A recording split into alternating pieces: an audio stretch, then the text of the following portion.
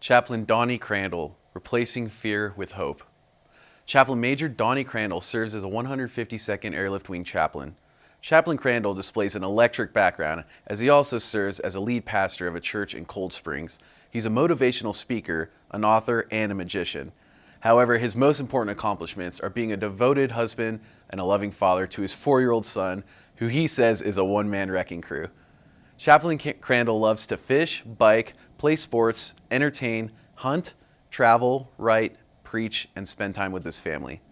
Today he will be sharing one of the 7 strategies from a resiliency toolkit that he created utilizing his PhD. It will provide resiliency through helping members replace fear with hope. I quote, "In the midst of this pandemic and so much negative news constantly bombarding us, hope is needed now more than ever. It is key in building our resiliency to face the difficult times we are going through. Untimely, we are not called to live in fear, but in hope." Hello, fellow guardsmen. This is Chaplain Crandell, and I'm really excited today to be able to talk to you a little bit more about resiliency. I know you may have watched another video or are going to watch a different video after this one, but I thank you for taking a little bit of time. Today I'm going to be speaking from a resiliency toolkit that I actually produced specifically for our base. The title of the Resiliency Talk today is Replacing Fear with Hope. I think this is so important right now because we're living in a season of so much fear. With the pandemic out there, people not sure if they're going to be able to have their jobs. If you're a traditional, is your job going to stay open? And if you have children, how am I going to manage if the schools shut down or stay shut down? How am I going to manage work and be able to balance that with teaching my kids at home? And many people have become instant teachers that weren't planning on it. And all of this anxiety and worry and uncertainty and unknowns really produces a lot of fear within us. And if you're feeling a little bit of that for one of those reasons or maybe a different reason, I have some good news for you today. You're going to be able to hopefully get some best practices to replace that fear with hope. So here's the guiding question for you to think about. Are you motivated more by fear or hope? And how do you know? I think it's a wonderful thing when we can be more motivated by hope, because hope is actually more powerful. I watched a YouTube video on the hope cycle not too long ago, and the creator of this video said that hope essentially is way more powerful than fear if we can learn how to implement hope into our lives. Let me start off by sharing a story about my 4-year-old son. This actually happened when he was 3 years old. It was 1:30 in the afternoon, and here's how the conversation went. My wife said to our son, Kyson, it's 1:30 in the afternoon, time for you to grab your blankie and go night-night. No, Mommy, I don't want to go night-night. I want to watch Curious George. Kyson, listen to me. It's 1:30 in the afternoon, grab your blankie, it's time for you to go to bed. No, Mommy, I don't want to go to bed. I want to watch Curious George. Kyson, I'll tell you what. How about this? You go to bed, and when you get up from your nap, you can come out on the couch. I'll make you a tall glass of chocolate milk. Charlie, that's our golden doodle, can sit next to you, and you can watch 2 episodes of Curious George. After my wife said that, I witnessed a modern-day miracle. His alligator tears dried up. The frown on his face was replaced with this huge smile. His eyes got as big as baseballs, and with excitement, he jumped off the chair, grabbed his blankie, and he ran to his bedroom. And with even more enthusiasm, he hopped into his bed and he was out like a light. What happened? It was the hope of what life would be like for him when he got up from his nap. that made all the difference. That's what motivated him to action. And the truth is, every day we get to choose. Are we going to be motivated by fear or hope? Now, here's what fear does. Fear is only a good temporary motivation. It's not long-term. It can't be sustainable. It's only hope that fuels our souls and brings us confidence and inspiration and joy, and really is the right motivation behind our actions. Today, maybe you're not sure if you're motivated more by fear or hope. Let me give you first some examples of what life could look like if you were motivated by hope. Next slide. Replacing fear with hope happens by, number one, allowing hope to motivate your actions. Just like my 4-year-old son, who is motivated by the hope of watching 2 episodes of Curious George. Replacing fear with hope happens by envisioning the best case scenario instead of the worst case. Fear will always have us play out the worst case scenario, but not hope. Hope has us play out the best outcome, the most positive outcome, which is why there's so much power in hope and why it can be so vital and so enriching and so fulfilling to live in the power of hope.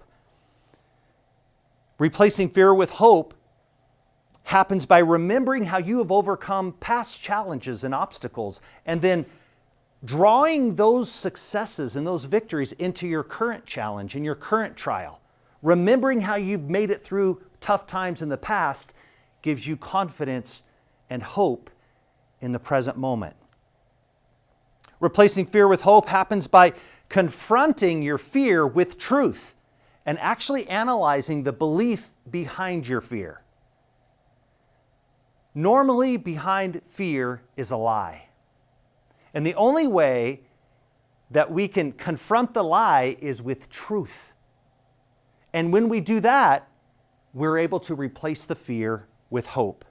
And finally, replacing fear with hope happens by realizing that your fear can play a positive role. It's not always negative, but it can't play a positive role long term. It's a short-term motivator. It has to be replaced and substituted by the power of hope in our lives. Well, maybe you're thinking, well, I'm still not sure. I mean, I appreciate you giving me an idea of what hope could look like if it was really active in my life.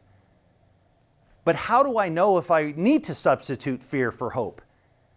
Next slide. Maybe you ask some questions like this, or you have this kind of self-talk going on in your mind. Well, I just won't get through what I'm dealing with. That's fear talking. Or maybe you say this to yourself, I fear the worst case scenario will happen. And maybe you fear that often or repeatedly. That's fear talking. Or maybe you say a phrase like this, I fear what people will think of me if I try again. Or how about this? I'm afraid I will get rejected if I speak up. That's fear talking.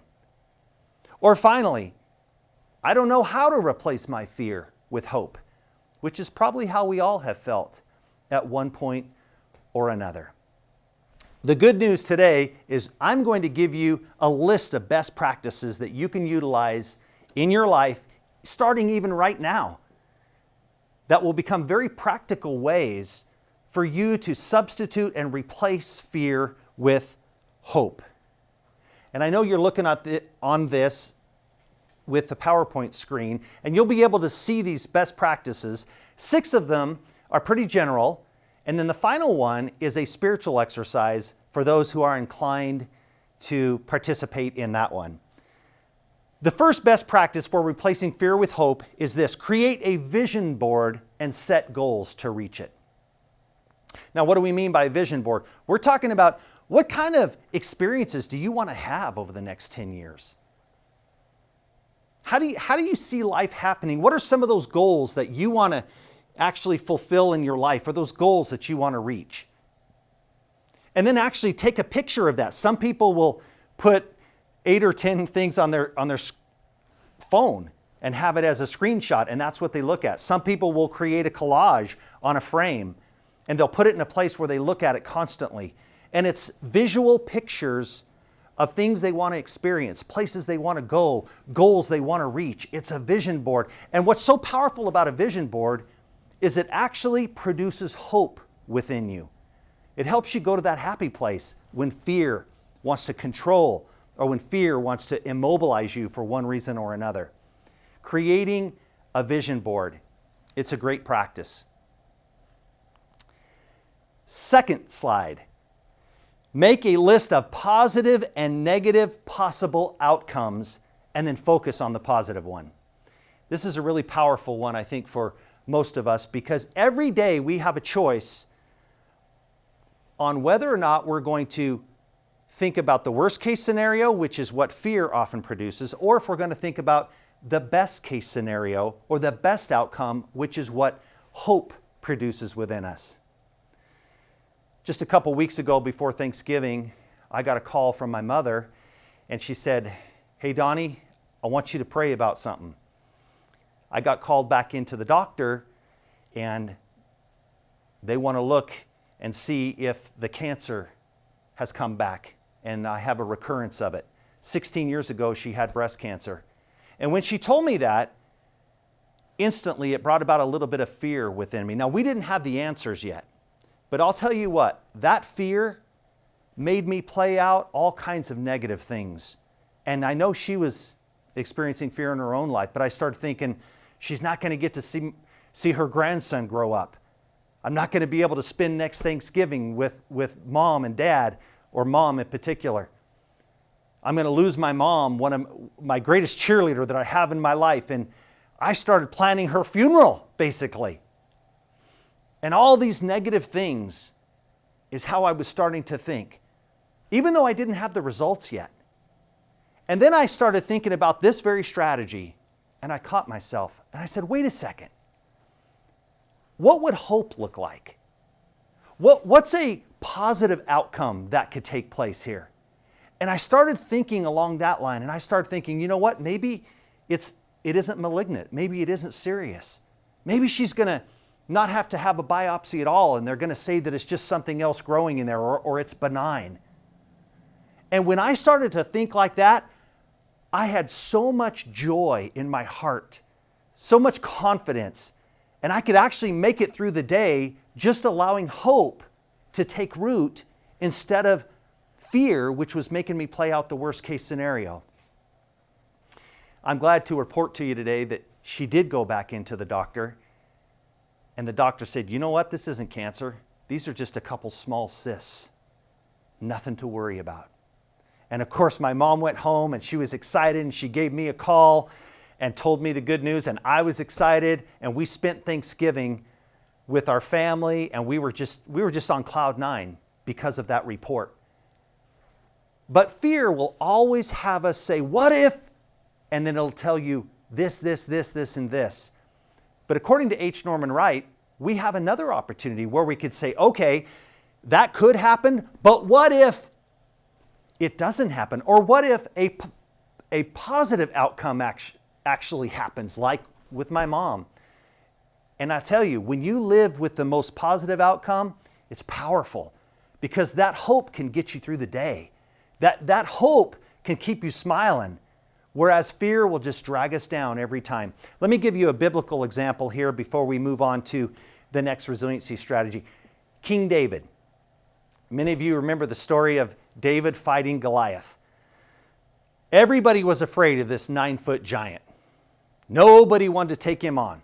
He was a seasoned champion. He had all the armor. He even had an armor bearer that went before him. He had the right equipment. Nobody messes with this champion. Nobody's ever been able to beat him. And everybody was afraid, if I take this guy on, it's going to be the end of my life, or he's going to wound me, and that's going to be the end.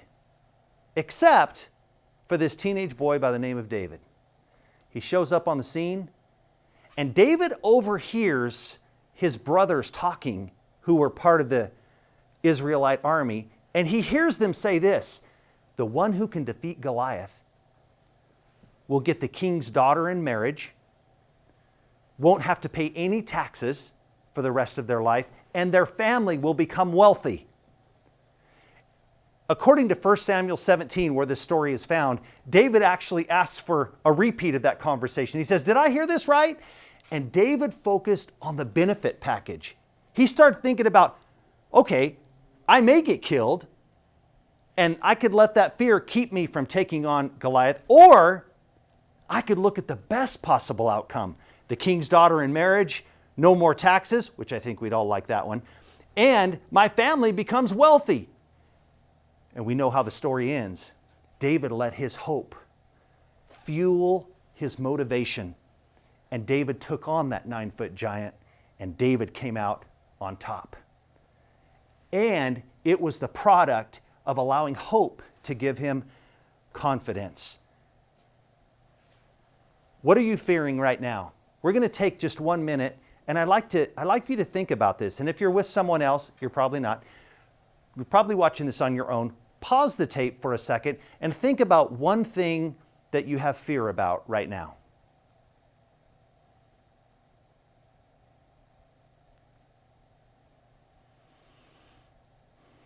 Okay, now that you've thought about what your fear is, here's my challenge for you. Put this best practice into practice. And instead of living in the fear of the worst case scenario with whatever you are fearing and all the negative outcomes of that, what if you replace that fear with hope and the best possible outcome, the most positive result? That can change your entire mental and emotional makeup and really bring a smile to your face and give you a reason to live that day. Next slide. Name your fear and take a step toward confronting it. Name your fear and take a step toward confronting it. We all have phobias. We all have fears. We're human beings. We have these things. I've got a phobia of riding in an elevator. I don't know why. It's just one of those. Maybe your fear is snakes or spiders or something else. That's my fear. What can I do to overcome the phobia of riding in an elevator? How can I lean into that? How can I name that fear, identify it, and then take a step toward it so that I begin to dismantle it in my life and I begin to gain control over it and kind of face that demon? Just for example, I can actually do some research and find out how many people have died in an elevator because it got broke. Probably not very many. I can make sure and have my cell phone, so if the elevator breaks down, I can call 911. I can wait until somebody else gets on the same elevator, although we can only have 3 now, but gets on the same elevator, so if it does crash, I can have somebody talk me off the ledge. Whatever your fear is, there is power in naming it, leaning into it, and actually starting to take practical steps toward addressing it, because that's the way that you dismantle it. Another best practice, and I like this one. It is interview or listen to 3 people's stories of how they overcame their fear. And let that bring confidence into you. Maybe there's stories out there, people that are going through just what you've gone through. I talked about my mom potentially having cancer. There's a whole bunch of people that survive cancer. Maybe you've had COVID or you're afraid of getting COVID. Man, there's a lot of success stories around you of people that have gotten it, and almost all of them have survived it and they've made it through. But they feared it at first. Listening to the success stories of others can bring a tremendous amount of confidence to you, and it can actually produce hope within you instead of fear.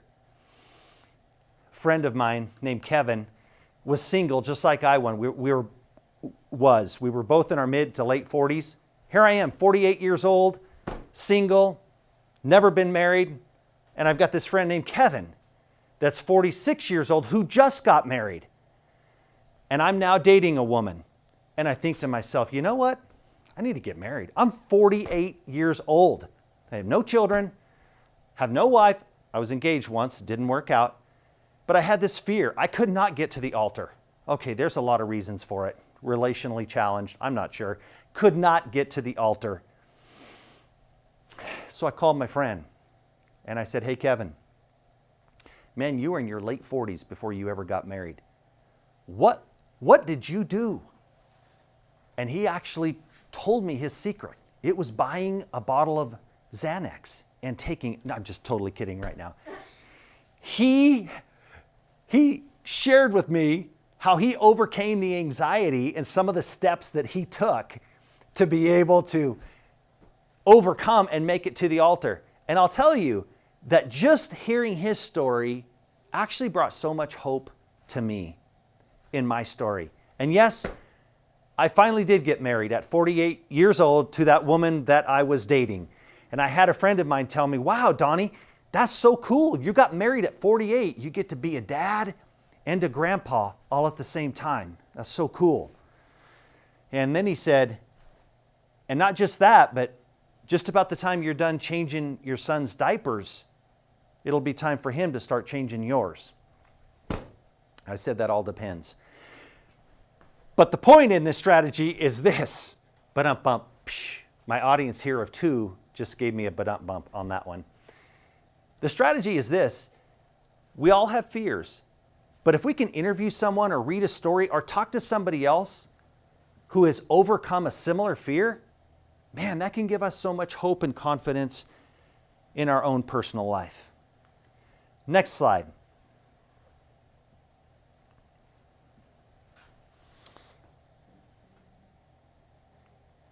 Share your fear with another person and let them encourage you.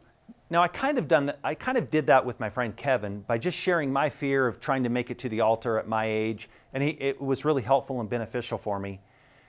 But believe it or not, there's a lot of people who live alone with their fear, and they're isolated, and they've never shared it with anyone else, and it's just them and their fear.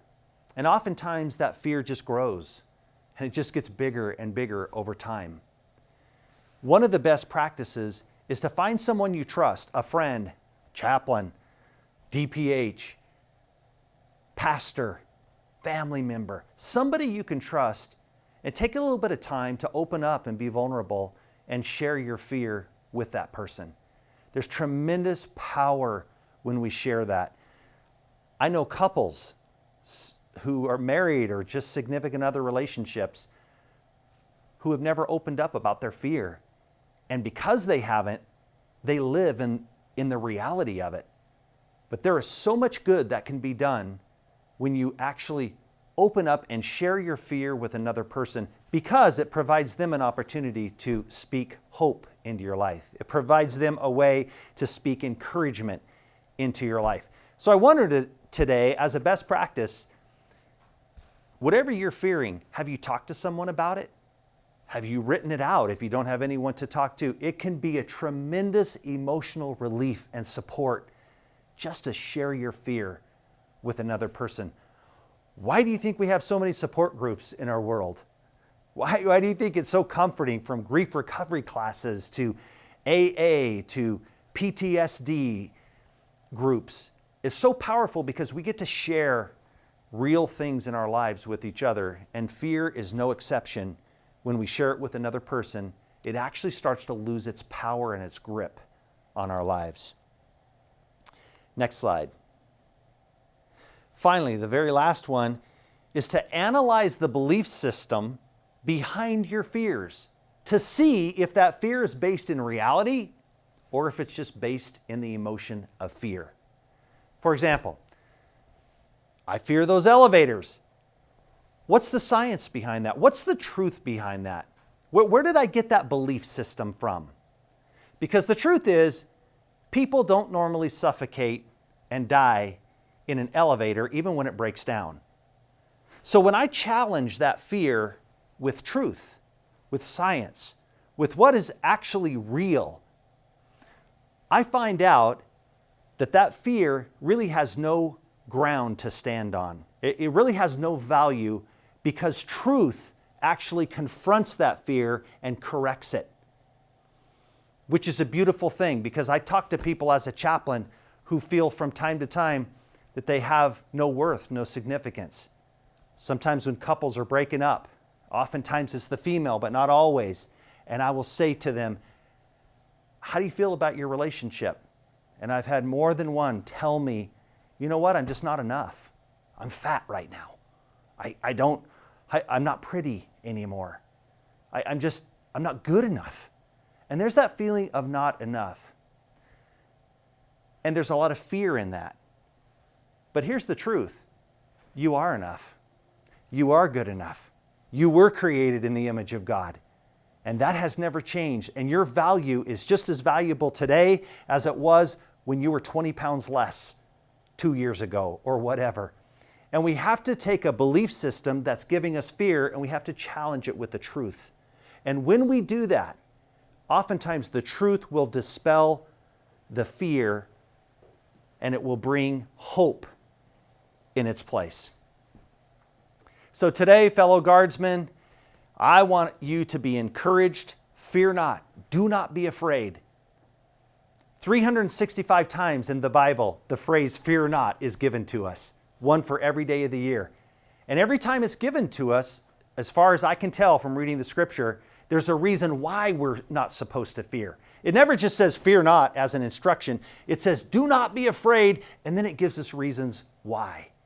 Because God is with you. Do not be afraid, because the Lord will save you. He will help you. He will strengthen you. He will encourage you. If you are inclined to look at Scripture, look at some of those do not be afraids. Look at some of those fear not passages in the Bible, and let those begin to substitute the thoughts in your mind of fear and replace those thoughts with a different way of thinking. And finally, I leave this promise with you. Jeremiah 29:11 is a beautiful promise from this prophet. It says this, "For I know the plans I have for you, declares the Lord, plans to prosper you and not to harm you, plans to give you hope and a future." That's it. Plans to give you hope and a future. I hope today from these practices that I've given to you, there's at least one that maybe you'll remember. If we had more time, we could go through these in a little more detail. But just to kind of summarize them so you will remember them, practice one, create a vision board with goals and keep that in front of your mind all the time as something to strive for. Practice two, make a list of the most positive outcomes versus the most negative outcomes, and then dwell in the positives. And that will feed your soul in a positive way and keep you emotionally healthy. Third, name your fear and take a step toward it. And by so doing, you will dismantle it. It may take a little while, but you will overcome that demon. You will overtake that fear, and you will come out victorious on the other side. Remember to interview or read inspirational stories of 1, 2, maybe 3 other people who have overcome their fear, and allow that to be a confidence and a hope builder and a confidence builder within you. Be sure to share your fear with just one other person and allow them to encourage you and to speak life into you and speak confidence into you and speak hope into you. And finally, analyze the belief system behind your fear and allow the real truth that's based in reality to come and replace your fear with hope. It's been great talking to you today, and I look forward to seeing you all in the real world instead of just the virtual world. Chaplain Crandell, out.